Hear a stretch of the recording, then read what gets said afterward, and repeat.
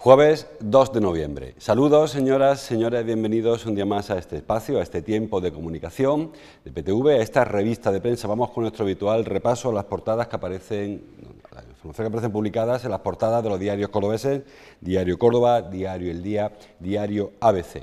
Saben, hoy hay una cita importante, la Audiencia Nacional, y de eso se ocupan los periódicos en su portada. De nuevo, el tema catalán, que poco a poco sigue cubriendo etapas, y en esta ocasión parece que puede clarificarse bastante con esta comparecencia en sede judicial.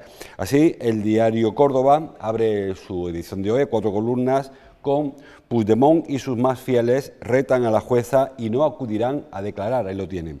El expresidente y 4 exconsejeros solicitan comparecer desde Bruselas. Forcadell, que saben era la presidenta o es la presidenta del Parlamento de Cataluña, y los miembros de la mesa del Parlamento sí estarán ante el tribunal. Dice el diario ABC a toda página: orden de detención contra Puigdemont si no comparece hoy.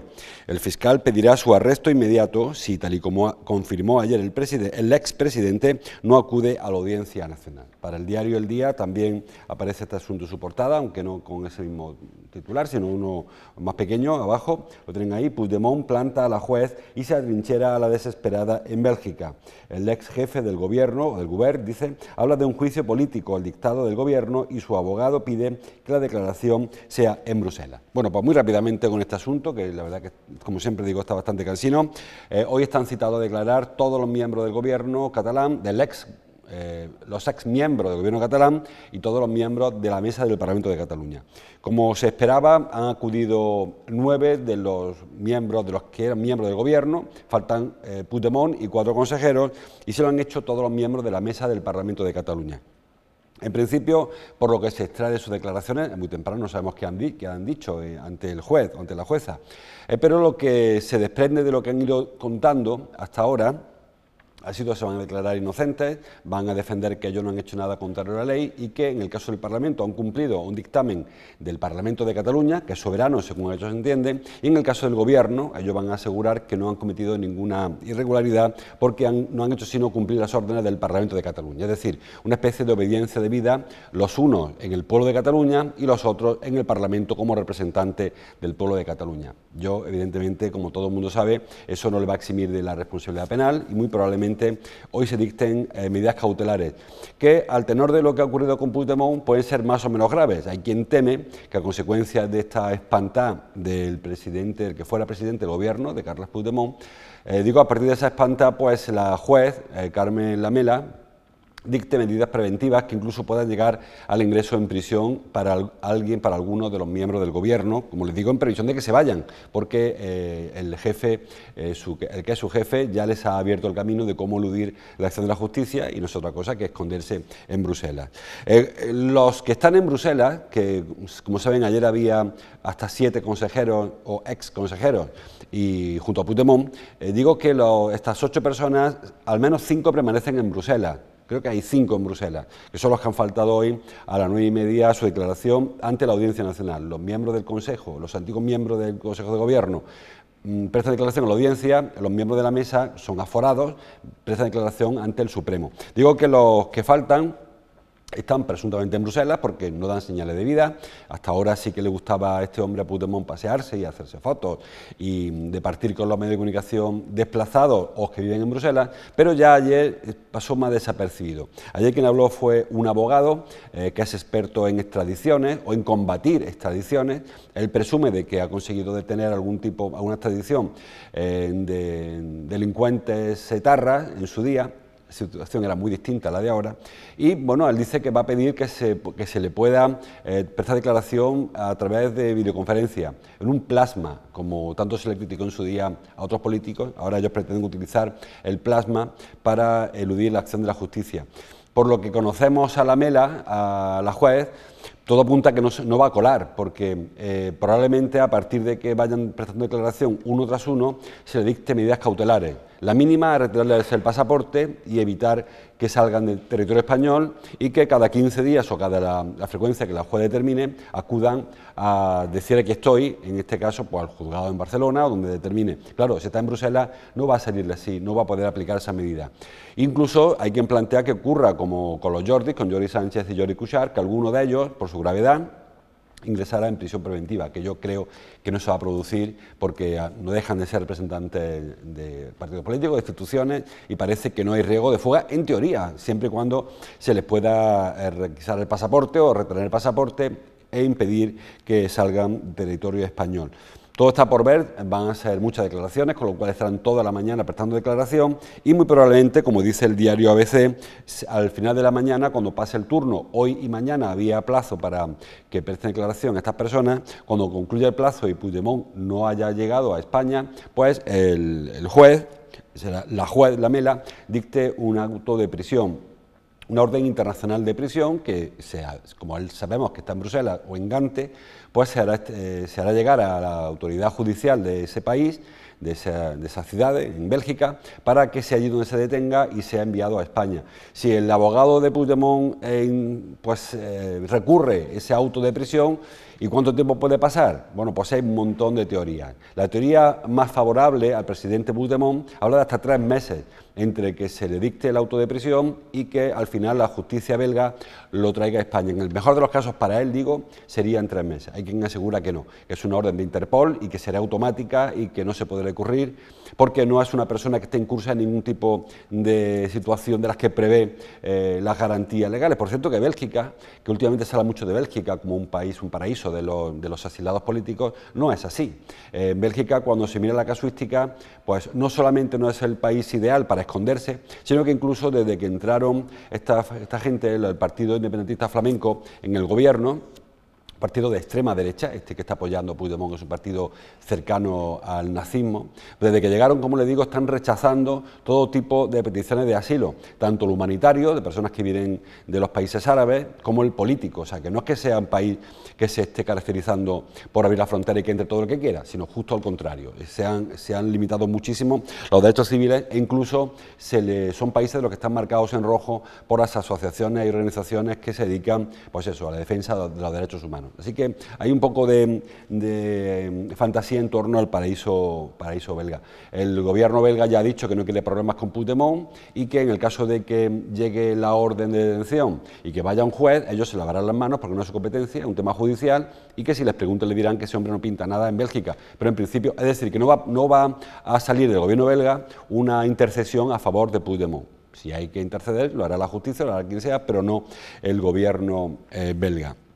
Así que seguimos a la espera de ver qué ocurre durante la jornada de hoy y de mañana, donde irán pasando los distintos miembros de la mesa del Parlamento y los antiguos miembros del Consejo de Gobierno catalán y ver qué decide la juez Lamela en la audiencia y el juez que le toque tomar declaración en el Tribunal Supremo, porque, como les digo, hay personas aforadas, porque el Parlamento no se ha disuelto, con lo cual siguen teniendo la protección que concede la ley a los miembros de la mesa de los parlamentos y esta gente pues tiene que prestar declaración ante el Supremo. Todo apunta a que va a ser el Supremo que se haga cargo de toda la causa, tanto de unos como de otros, para unificar criterios, porque al final se trata de los mismos delitos. Saben que se les imputan 3 delitos, básicamente: sedición, rebelión y malversación.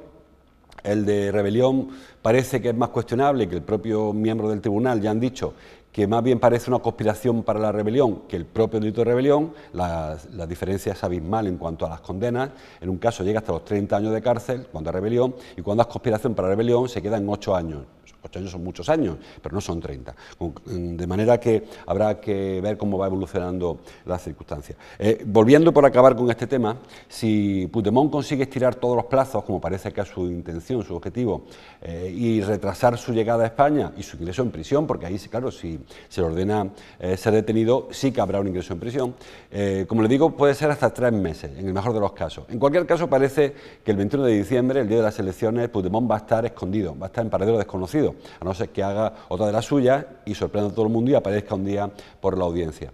Pero parece que no, que su intención es quedarse en Bruselas. Claro, eso es una patata caliente que se le cae encima al independentismo, que va a tener que afrontar unas elecciones con un presidente huido, con un expresidente, con un líder del proceso, del procés que llaman ellos, huido y escondido para evitar responder de su acción. Difícilmente pueda convencer a los votantes de que el proceso es un proceso abierto y en definitiva legal, como ellos pretenden hacer ver, cuando su promotor, en este caso el que fuera presidente del gobierno autonómico catalán, pues está escondido, está en paradero desconocido, intentando esquivar la acción de la justicia. Así que no parece que pinte la cosa bien para la defensa, para el argumentario. Luego hay mucha gente que funciona sin argumentario, funciona a base de sentimientos y de corazón, pero si se leen los programas electorales del 21 de diciembre, muy difícil lo va a tener tanto Esquerra Republicana como la antigua Convergencia, el PDeCAT, para volver a pedir el voto, bien para independizarse cuando todo el mundo sabe que no es posible, o bien para no independizarse cuando su argumentario hasta ahora ha sido el de solicitar la segregación del Estado español. Bueno, habrá que ir viendo cómo evoluciona el asunto. Más cosas. El diario El Día elige un tema local, provincial, para su portada. A 5 columnas habla del Cercanías. Titula el diario del Grupo Joly: el Valle de Guadalquivir exige un trato igualitario con el Cercanías. Almodóvar del Río reclama que también prime el interés social, como en Córdoba.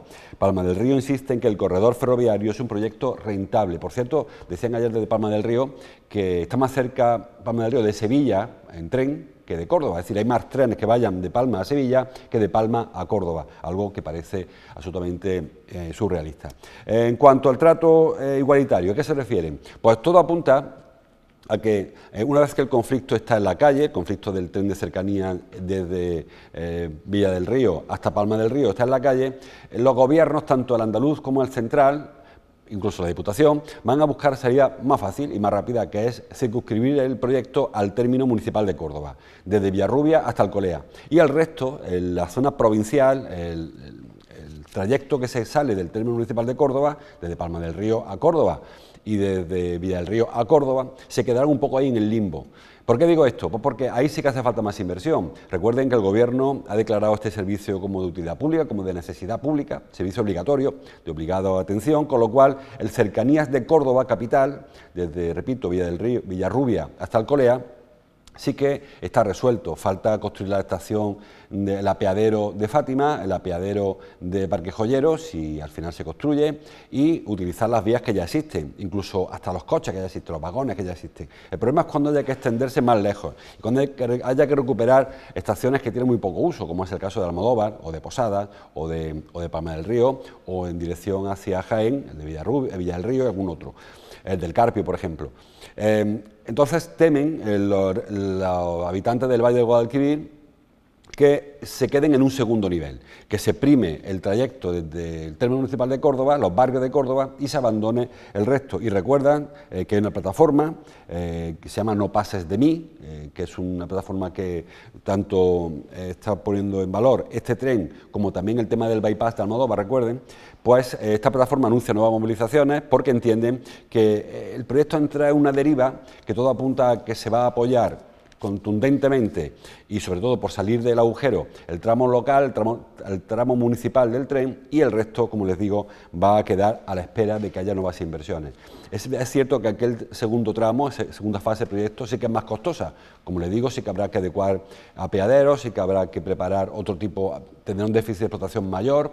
Recuerden que el tema del tren de Córdoba a Rabanales, solo ese tren ya justificaría, por su utilización, por el nivel de pasajeros que lo utiliza al cabo del año, utiliza la inversión. El resto, bueno, habrá que educar, entre comillas, a las personas que vienen frecuentemente de Palma del Río, o de Villa del Río, o de Adamuz, o de donde venga cada cual a Córdoba, para que utilicen el tren, porque hasta ahora es verdad que las frecuencias de paso de las cercanías, que no son cercanías, son regionales, pues no invitan precisamente a utilizar el tren, y mucha gente que utiliza su propio vehículo. Y aparte luego tiene otro hándicap: si ustedes vienen de Palma del Río a Córdoba, por ejemplo, para ir a Reina Sofía, le deja el tren en la estación, luego hay que ir a la estación, hay que ir hasta el hospital, con lo cual hace falta algo más, ampliar la zona metropolitana, hacer un nudo de conexión para que se puedan utilizar luego los autobuses, en fin, que hay una serie de pasos que no parece que avancen, con lo cual tanto la alcaldesa de Almodóvar, Sierra Luque, como el alcalde de Palma, Ruiz Almenara, como todos los alcaldes afectados, están sospechando que pudiera ser que la ampliación de este tramo inicial, que parece resuelto, o al menos enfocado, pues se quede empantanado. En cuanto a las fotos, tanto el Córdoba como el Día acuden al Día de los Difuntos de hoy, aunque con la foto de los santos de ayer. Dice el diario Córdoba, la están viendo, una foto que firma Sánchez Moreno: Córdoba inunda de vida a sus cementerios. Y la foto, pues es el cementerio de San Rafael. Más de 40.000 cordobeses rindieron ayer tributo, dice, a sus difuntos en los 4 cementerios de la ciudad, la cifra más elevada de los últimos años según la estimación de la empresa municipal gestora de los cementerios, Cecosan. Hubo música sacra, hubo visitas guiadas y hubo actos religiosos para dar relevancia a esta tradición. En el diario El Día, con foto que firma Jordi Vidal, pone así: Día de recuerdos y vacíos. En este caso la foto creo que es el cementerio de San Rafael también, sí. Los camposantos se convierten en lugar de peregrinaje, dice el diario El Día. Bueno, como saben, hoy es el Día de los Difuntos, pero ayer fue el día festivo, con lo cual, como es habitual, fue ayer cuando muchos cordobeses acudieron y tienen imágenes. Creo que este cementerio también, el San Rafael, creo, no reconozco, no sé, San Rafael parece. Bueno, como les digo, ayer fue el día festivo y ayer fue el día que los cordobeses escogieron para ir a visitar a sus seres queridos que están enterrados en este camposanto. No ha habido muchas novedades. Básicamente se continúa proyectos de anteriores ediciones, como es el caso de la música sacra, como es el caso de las visitas. Ahí incluso, saben, ahora se está celebrando en Monturque el Mundamortis que son unas jornadas sobre los cementerios, sobre el turismo de cementerios, que aunque parezca mentira, bueno, hay muchas personas ilustres enterradas en los cementerios de Córdoba y en otros cementerios, con lo cual hay una actividad que más allá de la espiritual, que es la que ayer se vivió en los cementerios, de la espiritualidad y del recuerdo a los seres queridos, pues también hay una actividad, bueno, porque hay gente que lo está intentando aprovechar. Así que ayer fue un día importante, hubo una actuación especial con más autobuses para el cementerio de la Fuensanta, que está en Alcolea, hablando en 4 cementerios porque incluyen al de Santa Cruzita, el de Santa Cruz.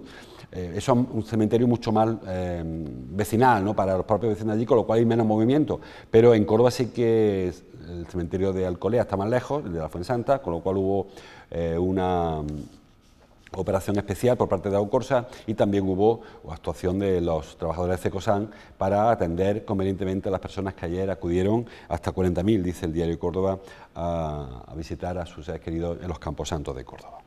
Hablando de fallecimientos, lamentablemente hay 2 noticias que aparecen en los periódicos. La primera es la de los accidentes de tráfico que vivimos ayer en la carretera de Sevilla-Córdoba, a la altura de Écija. Dice el diario Córdoba: 2 jóvenes cordobeses mueren en un accidente en Écija. El coche se salió de la vía sin implicar a otros vehículos en el suceso. El diario El Día tiene en su portada: fallecen 2 jóvenes de la capital en un accidente en Écija. El diario ABC: 2 jóvenes se deja la vida en un accidente de tráfico en Écija. Lamentablemente son 3 los jóvenes, porque en esta noche ha fallecido el tercero de los ocupantes del vehículo, que venía, como les digo, de Sevilla a Córdoba. Las últimas imágenes de los chicos eran 3 jóvenes entre 24 y 29 años, habían estado de ocio en Sevilla y regresaban a Córdoba a las 7 de la mañana. Una distracción, pues les hizo salir de la carretera, venían por la autovía, repito, de Sevilla hacia Córdoba y se salieron en un desvío. Parece que equivocaron el desvío, les confundió una señal, se salieron de la carretera y lamentablemente fallecieron. Uno lo hizo en el acto, otro de ellos consiguió, el helicóptero trajo a Córdoba, 2 de ellos, uno lo atendió primero en el Chare de Écija, pero ante la gravedad trajeron a los 2 a Córdoba, uno murió bien en el traslado o bien ya en el hospital y el tercero ha fallecido esta misma mañana. Eran chicos de la zona de Levante y de La Colina, en Córdoba capital. El otro accidente, eso ocurrió antes de ayer, el lunes, el martes, 2 accidentes laborales en Puente Genil. Un hombre que murió cuando estaba pintando una nave, parece que sufrió una electrocución y cayó de una escalera y murió. y el otro un señor que estaba trabajando en el campo con un tractor y lo típico, una pendiente mayor de la cuenta, el tractor que vuelca y le produce la muerte. Así que ha sido unos días trágicos con 5 fallecidos en apenas 48 horas, que hay que lógicamente sumarse al dolor de la familia, de los amigos y bueno, pues en los 2 casos, en los 3 casos hay que extremar precaución al volante sobre todo, y el tema laboral pues parece que tanto el tema del accidente de este señor que estaba pintando la nave es muy evitable, está a una escalera muy alta sin medida de seguridad, y el del tractor pues también parece que hay que extremar la medida de seguridad, tanto si son propietarios de la finca agrícola, como si son autónomos que están trabajando, pintando, en fin, creo que nunca sobra volver a pedir prudencia, cautela y que se extremen, como les digo, las medidas de seguridad en el trabajo y en la carretera. Más cosas. El diario Córdoba habla en la portada, el tema del día para ellos hoy, es el de las víctimas del franquismo. Saben que, bueno, estamos en plena etapa, porque está avanzando la comisión de víctimas, y dice el diario Córdoba, lo tienen, las familias de víctimas del franquismo contarán con una oficina de atención, unanimidad para impulsar las exhumaciones en las fosas comunes. Lo que no es unanimidad es el tema del callejero. Han aparecido las discrepancias que ya hablábamos nosotros el martes, creo que fue, me pierdo con la fecha, el martes. Es cierto que todas las personas que han aparecido, los nombres que han aparecido en el informe para solicitar al ayuntamiento que cambie la rotulación de las calles, todas ellas eran personas de relevancia durante el franquismo. Pero lo que dice la comisión, o parte de la comisión, fundamentalmente del Grupo Popular, es que hay personas que están en los callejeros de Córdoba no por su adscripción franquista, no por su pasado franquista, sino por haber hecho algo relevante para la ciudad. En ocasiones mucho más relevante que otras personas que tienen una calle y que realmente pues, no han pisado Córdoba nunca, porque saben que hay muchas personas con calle en Córdoba que tienen méritos, pues no sé, donde sea, pero en Córdoba hay muchas que no han llegado a pisarla nunca. Yo coincido en que hay partes que no se puede hacer tabla rasa y decir si usted fue cargo durante el franquismo, usted fue franquista, por lo tanto tiene que desaparecer el callejero. Hay que ver por qué en su día se le concedió ese honor, el de tener una calle en la ciudad de Córdoba, y si ese mérito era suficiente o no. Quizás, repito, hay personas que se les dio una calle en otra etapa y no tienen mérito alguno para tener ese nombre puesto. Por eso digo que yo creo que es verdad que hay personas que fueron destacadas personas durante el franquismo, es el caso del propio Franco, o de José Antonio, o de General Varela, o de algún otro que tenían su nombre, y eran personas de la represión franquista, que se hizo muy bien en su día en quitar el nombre y en pasar una página de la historia, quitarla de medio, pero luego hay otros que, como les digo, la relación de Cruz Conde con el franquismo, bueno, Cruz Conde murió en el 39, con lo cual poco franquismo vivió Cruz Conde, es verdad que se le vincula a la preparación del golpe, pero parece que el mérito de Cruz Conde no es ser franquista, sino bueno, pues que durante su etapa se hicieron muchas cosas en la ciudad. El tema de Vallellano, pues igual, Vallellano fue un ministro de Franco, que también participó, era militar y participó en la guerra civil, pero los méritos de Vallellano, saben que era suegro de Cruz Conde, de Antonio Cruz Conde en este caso, y que el ministro de Fomento, que era Conde de Vallellano, pues fue artífice de, bueno, de cierta revolución urbanística en Córdoba, ¿no? Las grandes avenidas, Medina Zahara o la de Conde Vallellano, el puente de San Rafael, son artífices, son obras que partieron de su ministerio y por eso se le concedió esa avenida, no porque fuera franquista o no. Por eso digo que muchas veces los méritos había que ponerlos en cuestión. Incluso Cañero, hay que recordar que el barrio de Cañero era una huerta de Antonio Cañero que se regaló a la ciudad. Su pasado franquista no es cuestionable, incluso que participó en la represión, pero es verdad que fue un benefactor para la ciudad desde el punto y hora que regaló esa huerta, la huerta de la Viñuela, que era de su propiedad, para que se construyeran viviendas sociales. Quiero decir con esto que no es tan sencillo todo, no hay que hacer tanta tabla rasa. Yo no me parece oportuno que se le ponga el nombre de Cañero a un barrio, pero hay que recordar, pues eso, su labor benefactora y también que es un nombre que tiene 50 o 60 años y que es muy difícil cambiarlo, sacar eso del imaginario de cada cual, ¿no? En cualquier caso, la noticia no es esa, sino que va a haber una oficina para atender a las víctimas. Yo sigo pensando que hay que exhumar los cadáveres de las cunetas, no se va a pasar página nunca en la historia de España, mientras que sigue habiendo personas que están enterradas como animales en las cunetas, en las tapias de los cementerios, en las cunetas, sin dignidad, sin reconocimiento alguno.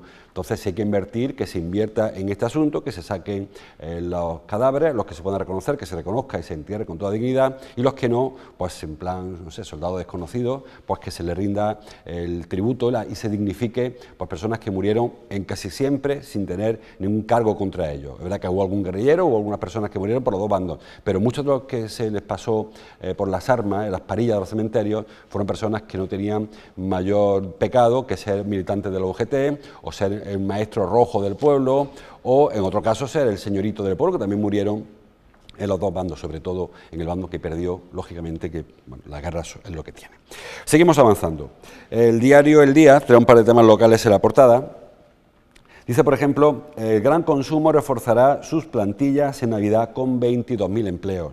El optimismo llega al sector por el tirón del gasto interno. Bueno, la recuperación sigue avanzando, despacito, es cierto, y no llega a todos los bolsillos con la misma intensidad, pero es cierto que se ve cada vez más alegría en la calle. Se pasan por Cruz Conde, pasan por la calle Gondomar, pasan por la calle Nueva, verán que hay mucha actividad en las tiendas y eso es bueno. ¿Cuál es la parte negativa de esta moneda? Pues que es de nuevo un empleo muy temporal, muy estacional, personas que ahora van a trabajar un par de meses, el que más, en la campaña navideña, preparando escaparates, luego trabajando en la campaña y luego enganchando con las rebajas, el que más, como les digo, pero luego, cuando llegue febrero, son personas que pasarán de nuevo al desempleo, con trabajos además precarios, con sueldos bajos. Es decir, no es la mejor de las situaciones. Bienvenido a 22.000 puestos de trabajo, bienvenido a 22.000 empleos. Pero, como le digo, no parece que sea esa la solución para acabar con el paro en nuestra provincia, que es el nivel más alto de los que hay en Andalucía y, por tanto, del que hay en España. Así que, bien, pero evidentemente no es la solución. Dice el diario El Día que Fernán Núñez, en la parte alta del periódico, Fernán Núñez aspira a convertirse en nodo articulador del sur. Se refiere al sur de la provincia de Córdoba. Saben que Córdoba, estratégicamente, la provincia está en una situación envidiable, porque está en el centro de Andalucía, porque es la puerta a la meseta, porque tenemos tanto, si se sube en AVE por Brazatortas o la carretera por Despeñaperros, este es el nudo. Bueno, pues Córdoba ya aspira históricamente a ser el nudo de comunicaciones de Andalucía o del sur de España. Y ahora, lo decía Susana Díaz el otro día en el desayuno del diario de Córdoba, y ahora Fernán Núñez en su plan estratégico apuesta por ser el nudo de la zona sur de Córdoba, es decir, una especie de subnudo. Bueno, yo creo que estratégicamente tiene razón, también por Fernán Núñez pasa la autovía de Málaga, muy cerca la de Sevilla, también tiene muy cerca el ferrocarril, pero el caso de Córdoba es que es una situación estratégica que no tiene nadie, que es una del primerísimo nivel y que está muy desaprovechada. De Fernán Núñez hay que forzarlo un pelín, pero también tienen ellos su estrategia por ahí y bueno, parece más que respetable. Diario ABC, estamos terminando, trae la página 2, que los proyectos de los nuevos hoteles se ralentizan por la lentitud del trámite urbanístico. Ya el diario ABC hace algún tiempo que tiene esta obsesión con los hoteles, ya hemos estado hablando de este asunto. Han estado hablando de esos proyectos y más proyectos. De todos los proyectos que el diario ABC ha ido publicando, que la mayoría son ciertos, no digo que sean proyectos de mentiras, son ciertos. Solamente hay uno, como dice el diario ABC, que esté en marcha, que es el proyecto de la antigua sede de Sevillana, en la calle García Lovera, esquina con la calle Alfonso XIII. Se han pasado por ahí, verán que ya hay obras, que ya hay andamios y que se está trabajando para ese edificio, un edificio, recuerden, ese edificio de ladrillo rojo tan característico de Sevillana, que lo abandonaron hace algún tiempo, se convierte en un hotel muy céntrico. El resto de proyectos están, dice el diario ABC, paralizados por la lentitud del trámite burocrático. No siempre el trámite burocrático. Es verdad que en Córdoba no se agilizan pasos, no hay una agilidad especial para tramitar este tipo de proyectos, pero hay algún otro que ha topado con la inversión. Dice el diario ABC que están parados el de la Casa Colomera, en Las Tendillas. Saben que ese proyecto, la esquina de Las Tendillas, con el Palacio del Cine, con la calle Conde de Hornachuelos, Duque de Fernán Núñez y luego Conde de Hornachuelos, está muy parado, porque en este proyecto había otra dificultad, básicamente que el edificio que presuntamente había adquirido la empresa hotelera no era el edificio entero, sino que había unas plantas que son de vecinos, había que utilizar una parte interior, o sea, un poco más complejo de lo que parecía. El del convento de Santa Isabel, pues estamos en las mismas, el de San Pancracio, para que nos entendamos.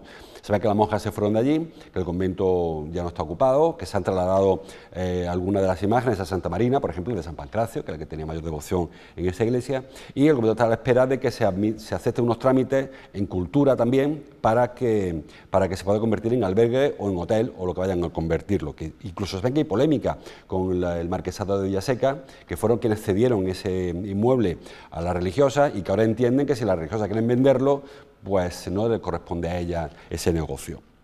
Palacete de los Burgos, hablamos del que está al lado del Museo Arqueológico, también lleva muchísimo tiempo empantanado, también tiene una serie de dificultades urbanísticas, básicamente porque inicialmente no todo el palacete era propiedad de la empresa hotelera y porque además tiene dificultades de acceso. Hay calles que en su día se peatonalizaron por la estrechez de la calle y que hoy dificulta también este asunto. Y alguno más que sitúa aquí, el del aparcamiento Bodegas Campos o el de la Calleja de las Flores. También hemos conocido últimamente que al calor de la Festival Flora, saben que el Festival Flora ha sido un éxito absoluto en cuanto a presencia de público, venía patrocinado por una empresa japonesa de hoteles, yo no recuerdo el nombre, Sunsai Hotels, algo así era, el señor Fu decía en las crónicas, y cuando este hombre que ha soltado aquí el dinero, soltado la pasta para que se le paguen 60.000 euros a quien ganó, 40.000 al segundo, 20.000 al tercero, y ha pagado las instalaciones, pues nos enteramos de que estaba en trámite para construir un hotel entre la Calleja de las Flores y la plaza de la, no sé ahora cómo Martínez Ruque, la zona aquella pegada a la catedral, a la mezquita catedral. Algo que también ha pasado muy desapercibido, un hotel de 5 estrellas, también junto a la mezquita. No sé por qué aquello no se hizo público, igual se han hecho públicos el resto de proyectos. De hecho, la alcaldesa se defendió diciendo que no era ningún tipo de ocultación, que los planos están ahí y que el proyecto está ahí, que ya se hará cuando se vea bien. Ese hotel también parece que está un poco atrancadete. Incluso había un hotel en El Brillante que también se echó para atrás. O sea, que proyectos hay muchos.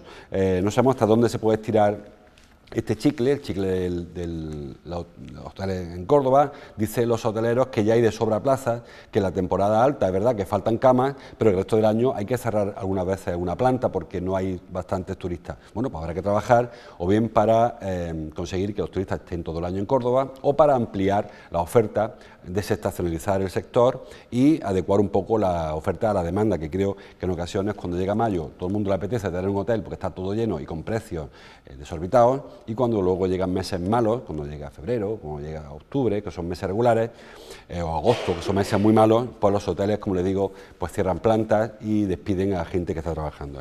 Había más asuntos, por ejemplo, la debacle de Wembley, dicen los periódicos, aparecen todos los periódicos. Foto para Zidane en el ABC, el Tottenham arrolla al Madrid, o Tottenham, dicen ahora, al Madrid 3-1 y ahonda la crisis blanca. También aparece en el Córdoba, el Tottenham golea a un Madrid que ambula en Europa 3-1, referencia a Nadal, que va a acabar el año siendo número 1 del mundo, porque Federer ha renunciado a competir en el siguiente máster y eso le da puntos suficientes al mallorquín, y Trump, que también es portada en todos los periódicos, en uno más que en otros, porque está planteándose modificar las leyes de inmigración estadounidenses a consecuencia del atentado que, como saben, le costó la vida a 8 personas en el sur de Manhattan. Un individuo que entró con una furgoneta en un carril bici peatonal, una cosa rara, y atropelló a 8 personas, por cierto, 6 de ellos extranjeros para los americanos, quiero decir, 5 argentinos y una turista que estaban allí, lamentablemente fueron las víctimas de este individuo. Así que Trump pues está ahora intentando utilizar este argumento para modificar las políticas migratorias, que parece que le faltaba muy poquito para meterle mano a este asunto. Lo dejamos aquí, como siempre digo, mañana volvemos, gracias por su atención, le dejo dentro de un ratito con Ángel Mellado con su Café Media. Hasta el viernes, gracias por su atención.